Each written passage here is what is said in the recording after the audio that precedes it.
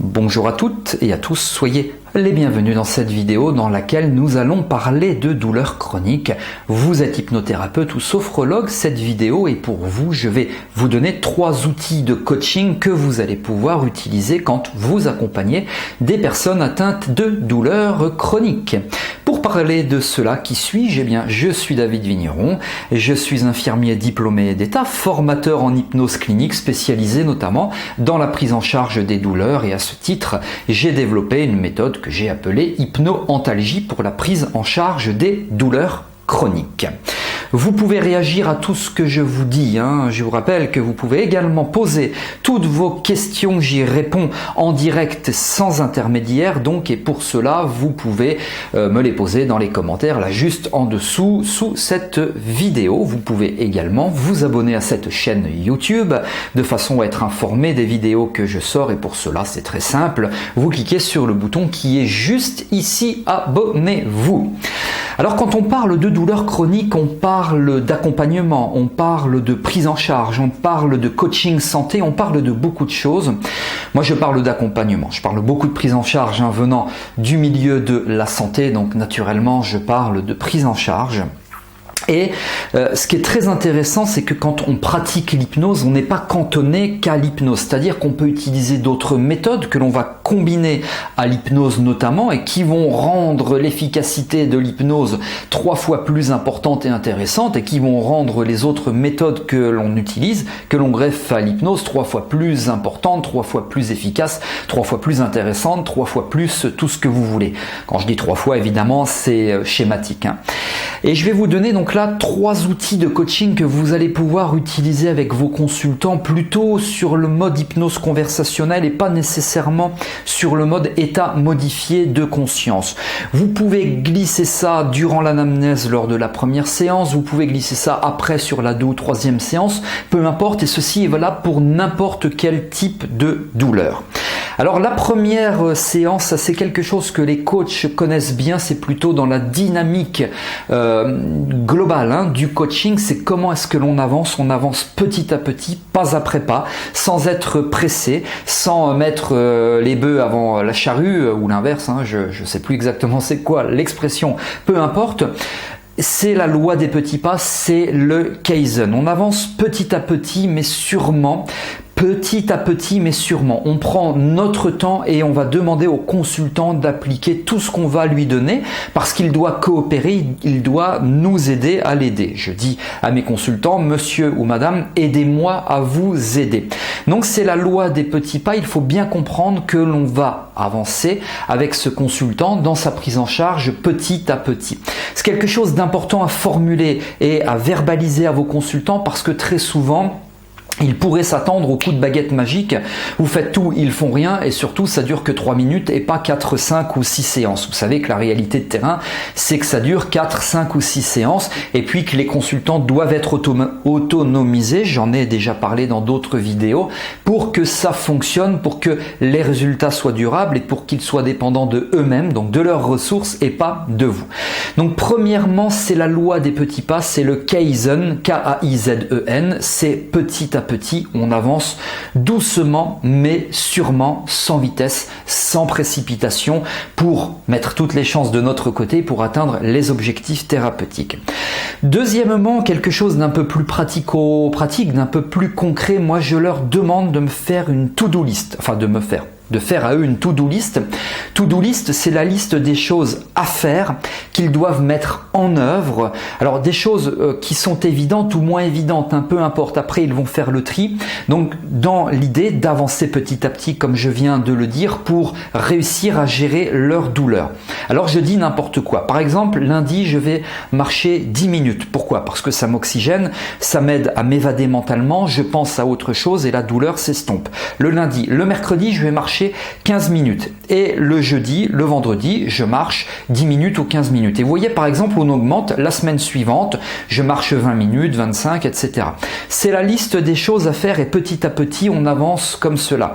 Des choses qui font du bien, comme par exemple appeler un enfant pour dire tout simplement à cet enfant qu'on l'aime et qu'on aimerait le voir. Ça serait bien qu'on se fasse une petite visite. chez lui ou que lui vienne nous voir. Donc mardi, je téléphone à mon fils Maxime pour qu'il vienne me rendre visite le week-end prochain ou dans le week-end suivant, peu importe. Vous voyez, c'est vraiment des petites choses qui vont conduire à renforcer peut-être l'estime de soi, à renforcer le bien-être intérieur, à renforcer l'aide à mobiliser les ressources mentales et physiologiques qui vont vous aider à gérer la douleur. Enfin, vous aider les consultants, vous l'avez compris. Donc la liste des choses à faire du lundi au dimanche, et le but est que toujours pareil, dans une dynamique de coopération, le consultant fasse ce qu'il a écrit sur la feuille, ce qu'il a écrit sur sa to-do list, et donc qu'il soit, encore une fois, je me répète, coopérant, qu'il coopère. Ça, c'est la deuxième chose, la to-do list. Et s'il y a des choses à faire, il y a aussi très probablement, et ça, il y a peu de thérapeutes qui y pensent, qu'ils le font, peu de coachs également, la let go list. La let go list, c'est quoi? C'est la liste des choses à lâcher. Alors la liste des choses à lâcher que le consultant, là c'est toujours pareil, c'est le consultant va devoir lâcher, c'est par exemple tous les matins se lever et regarder BFM TV parce que du coup on est dans le canapé, on a du mal à décoller du canapé, c'est chronophage, c'est énergivore, on baigne dès le matin dans une énergie de merde, mais vous voyez le principe, et donc c'est pas bon tout ça pour aider à gérer la douleur. Donc on zappe, on met de côté, on lâche BFM TV tous les matins. Ça peut être aussi par exemple lâcher certaines relations qui ne sont pas bonnes, voire parfois qui sont destructrices.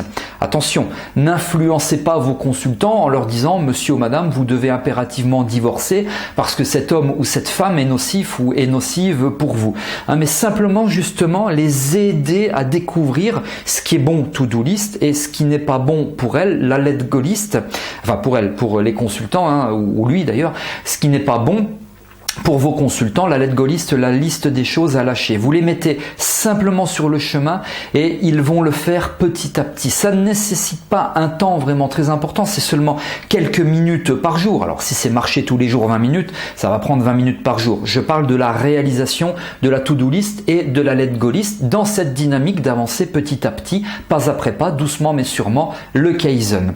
Faites-le et faites-le faire à vos consultants. Et vous verrez d'ailleurs, vous pouvez le partager dans les commentaires de cette vidéo. Dans la liste des choses à lâcher, vous allez avoir plein de choses qui sont parfois extrêmement surprenantes. Moi, j'ai un jour un consultant, pour vous raconter une petite histoire, qui m'a dit « Il faut que je lâche ma voiture. Je m'en suis rendu compte grâce à vos consultations parce que ma voiture me pourrit la vie. Elle tombe toujours en panne. » Enfin, je vous passe tous les détails et en fait, elle me stresse. Et comme il y a un lien entre le stress et les douleurs, le consultant l'a très bien compris. C'est d'ailleurs ce que j'évoque dans le webinaire. Je vais vous en parler dans quelques instants.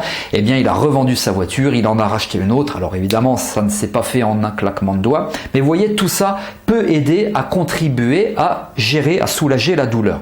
Vous allez me dire, c'est pas en vendant une voiture qu'on va aller mieux. Non, mais ça permet d'augmenter la qualité de vie, d'avoir une vie meilleure. Et une vie meilleure, ça permet évidemment de gérer plus facilement la douleur. Alors, vu comme ça de l'extérieur et verbalisé de ma part, d'une façon assez brute de décoffrage, c'est assez surprenant, mais faites-le. Quand je fais des coachings, des consultations, peu importe, je parle toujours du Kaizen, je parle toujours de la to-do list et je parle toujours de la let go list. Et vous devez appliquer ceci, monsieur ou madame, le consultant ou la consultante. Ça permet de commencer à avancer et c'est dans les détails que se cache l'atteinte de l'objectif. Alors il n'y a pas que les détails bien entendu, il y a toute la partie thérapie, mais tout cela est à mon sens très important. Si vous avez envie d'aller plus loin dans la prise en charge des douleurs chroniques, je vous invite à participer à un webinaire qui s'intitule « Apprenez enfin comment traiter efficacement les douleurs chroniques de vos consultants ». Vous avez le programme, le détail de ce webinaire qui est tout à fait gratuit, qui est situé dans la description de cette vidéo, donc juste en dessous. Vous avez aimé, vous pouvez liker, vous pouvez partager, me poser toutes les questions que vous voulez dans les commentaires et vous pouvez aussi vous abonner en cliquant cliquant sur le bouton qui est juste ici, et donc abonnez-vous. Je vous remercie d'avoir été attentif et attentive. Soumettez-moi les idées de vidéos que vous souhaitez, de thèmes que vous souhaitez que j'aborde avec vous, et si c'est dans mes compétences, si je sais faire, eh bien je le ferai avec grand plaisir, là aussi dans les commentaires de la vidéo. Je vous donne rendez-vous dans de prochaines vidéos. À très bientôt.